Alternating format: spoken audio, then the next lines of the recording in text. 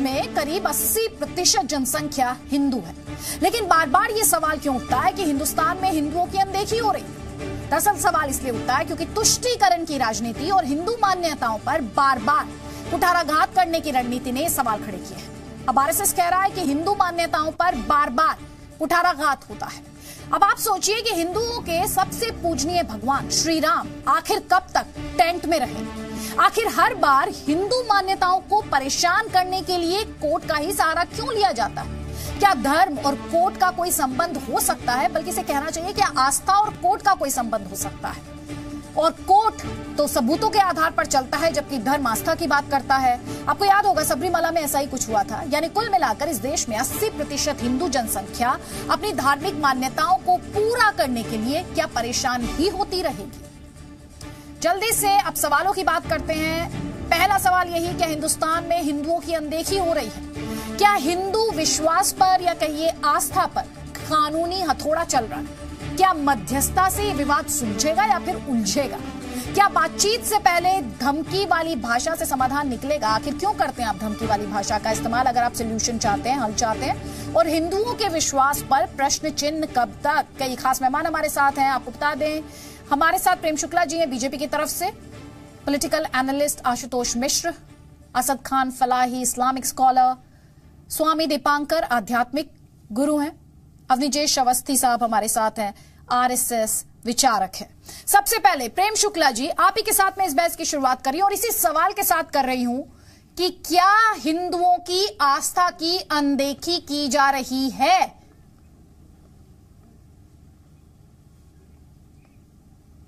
देखिए, हिंदुओं की आस्था की अनदेखी पूरे 70 वर्षों तक चली और अनदेखी पर का दावा करने पर हिंदुओं को सांप्रदायिक कहना, जो हिंदुओं की अनदेखी की बात कर दे उसको सांप्रदायिक विद्वेष फैलाने वाला तक कहने की इस देश में लंबी परंपरा रही है। अभी हम जिस वर्तमान संदर्भ की बात कर रहे हैं, राम जन्म प्रभु रामचंद्र जी की का जन्मभूमि अयोध्या है। इसमें किसी के मन में कोई संदेह नहीं हो सकता। अयोध्या का राम से संबंध है, बाबर से कोई संबंध नहीं है।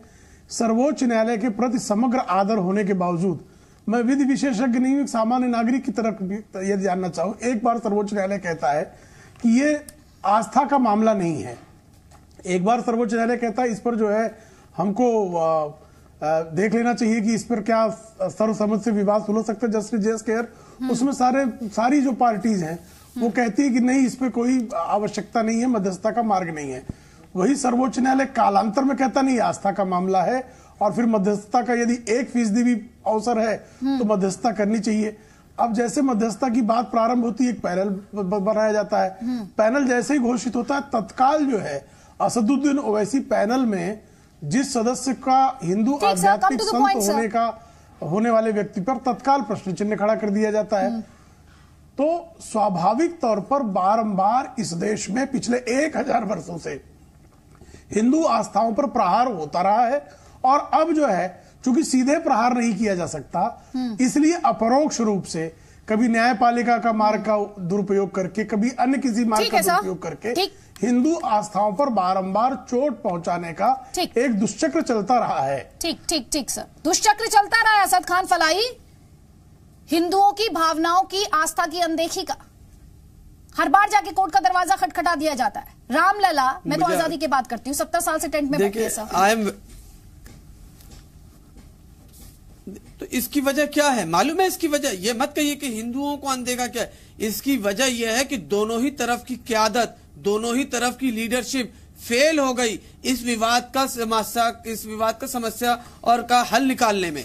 ऐसा नहीं है कि इसको आप कहिए कि हिंदुओं की अनदेखी की गई, इसमें यह कहिए कि दोनों ही तरफ के नेताओं ने अपनी अपनी जिम्मेदारी निभाने से कासिर रहे, वो फेल हो गए। नहीं तो आज 3rd जनरेशन में आके हम इस समस्या का समाधान निकालने और इस विवाद का हल निकालने के लिए बैठे हुए हैं और मध्यस्थता सुप्रीम कोर्ट कर रहा है। तो इसके लिए कौन जिम्मेदार है? हमारी पीढ़ी के पहले के लोग, वो क्यों नहीं निकाल पाए इस समस्या का और इस विवाद का हल? इसको इस तरीके से नहीं देखा जाना चाहिए कि ये हिंदुओं को अनदेखा किया गया है या मुसलमानों के साथ ज्यादती की गई है। ये तो इसलिए देखा जाए कि एक विवाद हुआ, आपस में बैठ के इसका हल निकालना चाहिए था। हर मुश्किल का हल होता है, आज नहीं तो कल होता है। मैंने कल भी कहा, पहले भी कहा, अगर ये पहले से लोग बैठे होते पूरी सिंसियरिटी के साथ, पूरी गंभीरता के साथ, पूरी जिम्मेदारी के साथ, तो इस मसले का विवाद, इस मसले का हल बहुत पहले निकल चुका होता। अवनीश अवस्थी। लेकिन कुछ लोग ऐसे हैं। हाँ, कौन लोग हैं जो इस विवाद का हल नहीं होने देना मैं आपसे चाहते। वही पूछ रही, कौन लोग हैं? वो लोग जो कि देखिए कि जब मैं बता रहा हूं, जब कल सुप्रीम कोर्ट ने मध्यस्थता करने की बात की, तब भी कुछ लोगों ने इसके अंदर अड़ंगा अड़ाने की कोशिश करी और क्वेश्चन रेस करने की कोशिश की और कहा कि नहीं, मध्यस्थता से रास्ता नहीं निकलेगा और मध्यस्थता की क्या जरूरत है। असद खान फलाही तरफ के हैं, मैं किसी एक का नाम नहीं लूंगा मैडम। क्यों नहीं लेंगे? भाई आप किसी के बारे में बात कर रहे हैं ना सर। मेरे जहन में तो असदुद्दीन ओवैसी आ रहे हैं, मेरे जहन में तो असदुद्दीन ओवैसी आ रहे हैं। वो तो 1 घंटे बाद ही निकल कर आ गए, 1.5 घंटे में। मेरे जहन में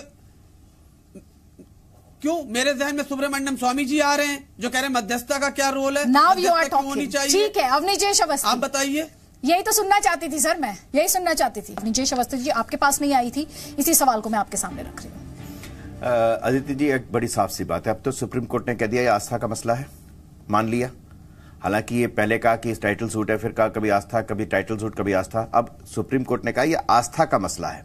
अगर ये आस्था का मसला है तो आप ये बताइए कि इस देश के 130 करोड़, मैं हिंदुओं भी कह रहा हूं और बाकी लोग भी कह रहा हूं, उनकी अगर आस्था का विषय है तो इसमें वहां पर मंदिर बनने के लिए क्या ये जोड़ हिसाब किताब होना चाहिए क्या?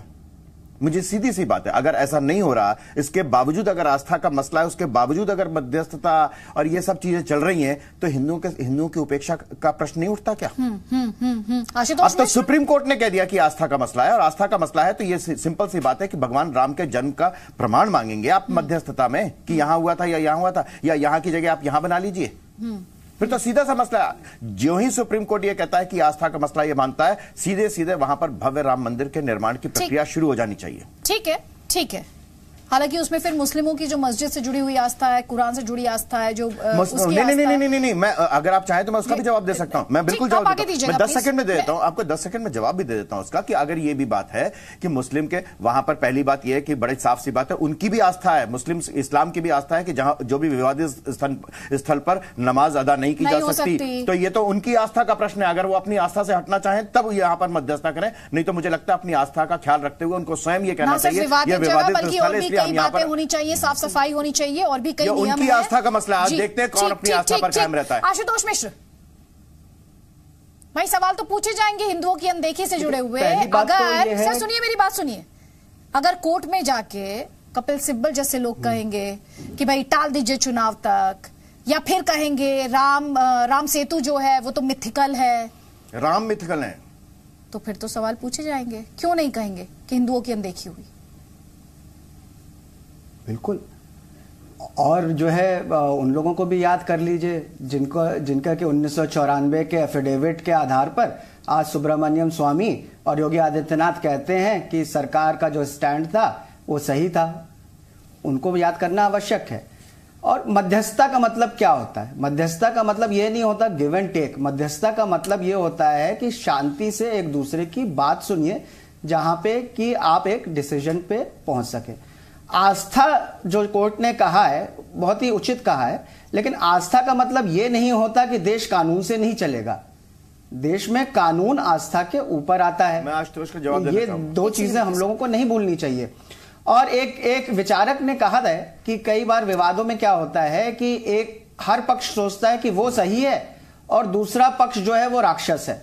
तो ये इस सोच से हमको ऊपर उठना है। इसीलिए और ये इसको अगर इसका सोल्यूशन इतना आसान होता तो सुप्रीम कोर्ट मध्यस्थता पे ना भेजता और तुरंत एक ऑर्डर दे देता।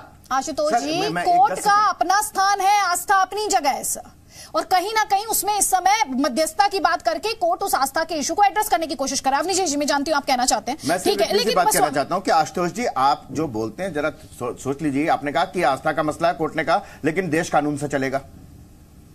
अरे कानून के लिए तो 70 साल से वहां पर मुकदमा चल रहा था ना, कानून की शरण में गए थे, कानून ने कहा कि आस्था का मसला है। ठीक सर, आप ये दोनों तरह की बातें मत करिए। तो आप क्या चाहते हैं? आप क्या चाहते हैं? कानून का पालन ना हो, मंदिर बने, पालन ना हो, यहाँ पे गुंडागर्दी और जो है पारस्परिक सौहार्द ना हो। आप क्या चाहते हैं? दंगे हो, आपने जो लड़ाई झगड़ा करके हर कोई सॉल्व किया जाए? अरे आप ये बेकार की बात कर रहे हैं। आप बात हो रही है कोर्ट ने जो कहा, कोर्ट को मानना नहीं चाहते, आप तो संविधान बदल देना चाहते। एक सेकंड दीजिए मुझे, एक सेकंड दीजिए। आशुतोष मिश्र, आपको क्यों लगता है कि राम मंदिर अगर बन जाएगा तो सांप्रदायिक सौहार्द बिगड़ जाएगा सर? आप लोग ये क्या दलीलें लेकर आते हैं सर? आपको किसने ये कहा कि देश में सांप्रदायिक सौहार्द ये दलील आप पेश कर रही हैं? बनना चाहिए ये दलील आप पेश कर रही हैं। किसी ने नहीं कहा कि राम मंदिर बन जाएगा तो वहां पे सांप्रदायिक सौहार्द हो जाएगा। यही कहा ना इन्होंने, हमने नहीं कहा, यही किसी ने नहीं कहा, किसी ने नहीं कहा। ये आपने कहा ना, ये जो सामाजिक आस्था का मसला चाहते हैं उनकी भाषा, ये जो हिंदू मुस्लिम और हिंदू में लड़ाई कराना चाहते हैं, ये उनकी भाषा है। बड़ी दुख की बात है कि जो है आप अभी मैंने आपको पॉइंट ऑफ शिकार हो रही है। ये कोई नहीं कहता कि मंदिर बन जाएगा तो मंदिर तो वहाँ बनेगा ही बनेगा। ये तो नरसिम्हा राव सरकार लिख के दे रही है, तो वहाँ तो मंदिर बनेगा ही बनेगा। और वहाँ साफ जो है ये बोल रहे हैं, आपको झूठ बोलते शर्म। ये लिखा हुआ है, ये जो यहाँ पे समाज में द्वेष फैलाना चाहते हैं वो आके गलत बोल रहा हूँ। एक सेकंड दे दीजिए मुझे, उनको कराने दीजिए।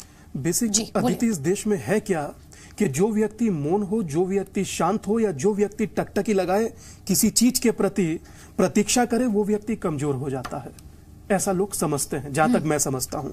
अभी परसों हम लोगों ने डिबेट किया कि टीका वो लगाते हैं, मुझे उनसे डर लगता है।